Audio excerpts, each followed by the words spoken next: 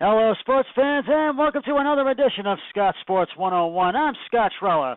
We'll talk Browns and NFL football.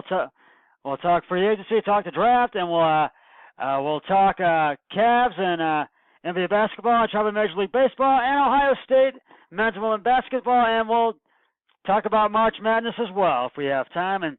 But first, here is today's Scott Sports 101 trivia question: who holds the record for the most consecutive games played in Major League Baseball history? I'll have the answer later on the broadcast. In NFL news today, New York Giants GM Dave Gettleman keeps saying that he didn't sign Odell Beckham Jr.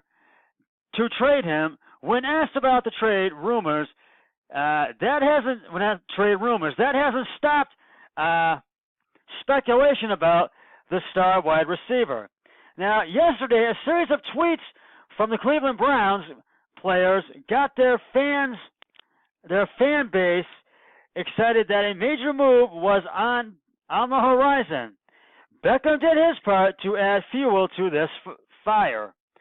Jarvis Landry, Demetrius Randall, and David Njoku all tweeted within a 10-minute span. Randall and Landry's tweets dropped the biggest hints about a potential big acquisition. Demarius Randall tweeted, "John Dorsey, low-key a genius." And Jarvis Juice Landry, he tweeted, make sure your mind right and come to Cleveland." And Chief David Njoku tweeted, "Love this shit." And that's the only way to put that. And I like it too. Now, this is all just Twitter chatter, and there is no explicit mention of Beckham being any of them, by any of them, excuse me. But that hasn't stopped Cleveland fans from going wild about the possibility of landing the superstar wide receiver. When Beckham trade rumors have come up in the past, the Browns have usually been mentioned. Cleveland has capital to spend in a trade. Beckham is friends with Landry, and they have a young quarterback to build around. And of course, Beckham couldn't resist stoking the flames with a cryptic tweet of his own. Beckham tweeted, "For what it's worth, the San Francisco 49ers and the Oakland Raiders have also been mentioned as a potential trade destination for Beckham." And again, this is all predicted on the idea that the Giants are actually going to deal him, which they claim they aren't, but we'll see.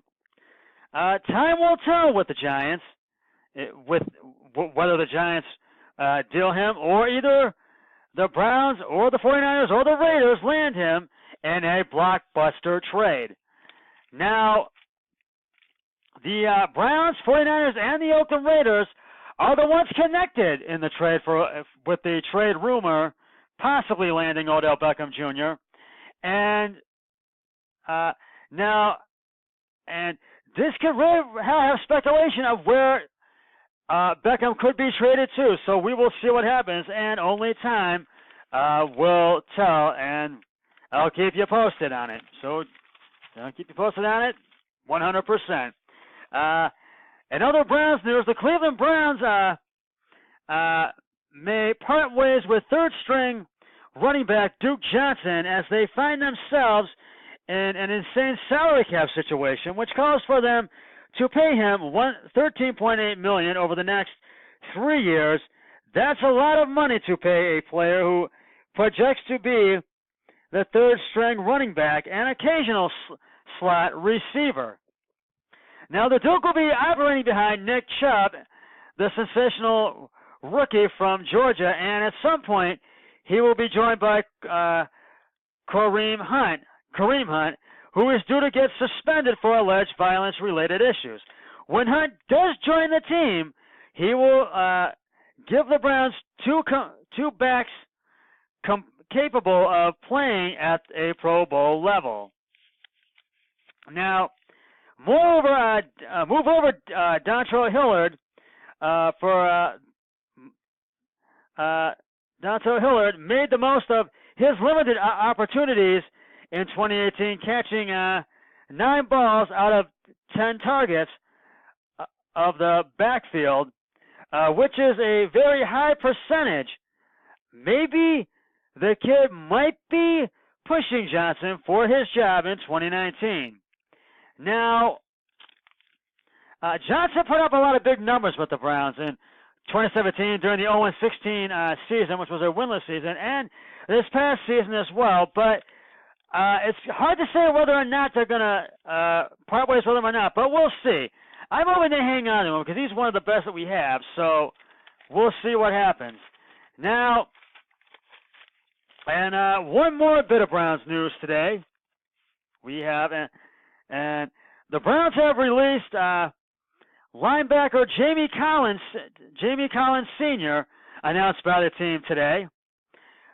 Releasing Collins will only cost the Browns $2.5 million in salary cap space this season, and saves the Browns $9.25 million in cap costs in 2019 and $13.75 million in 2020. Collins had been due to earn $10 million in salary in 2019 and $12 million in 2020, and it was hard to know. I felt that they should have held on to him, but it would have been hard to pay him the $10 or $12 million, I think. So maybe I think it was a good thing that they released him.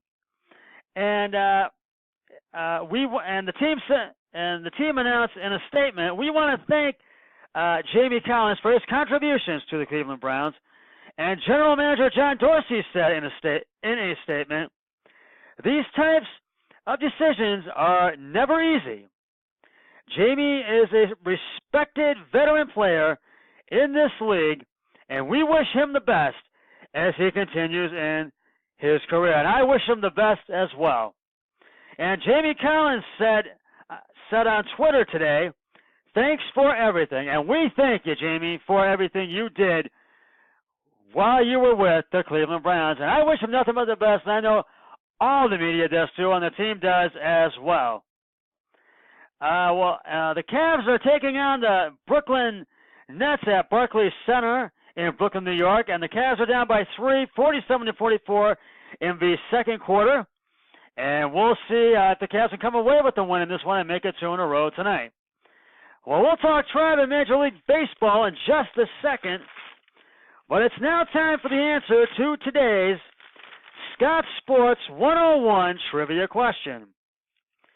Who holds the record for the most consecutive games played in Major League Baseball history? And if you said Cal Ripken Jr., you are correct. With 2,632 consecutive games, Cal Ripken Jr. holds the Major League Baseball record during his career.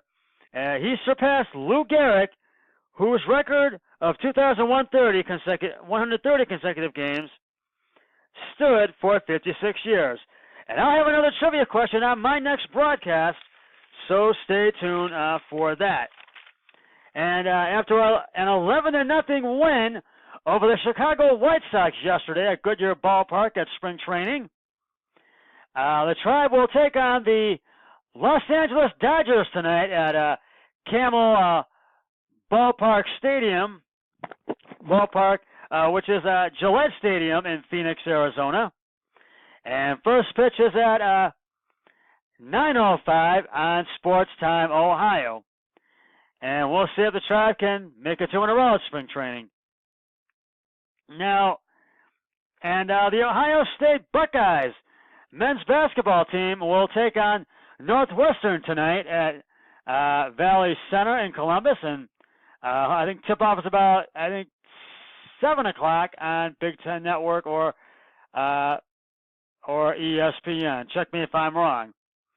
And the women's Ohio State basketball team, I think, is playing either tonight or sometime this weekend, so I'll keep you posted on that. Now, I wish Jamie Collins the best, and I felt that this was a good move for the Browns releasing Collins. Because it would have been hard to pay him the $10 million salary in 2019 and the $12 million in 2020. But he was a great linebacker, and I wish him nothing but the best as his career continues in the NFL. Well, that's just about going to wrap it up for this edition of Scott Sports 101.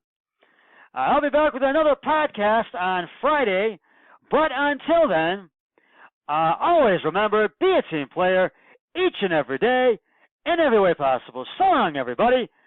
3, 2, 1, I'm done.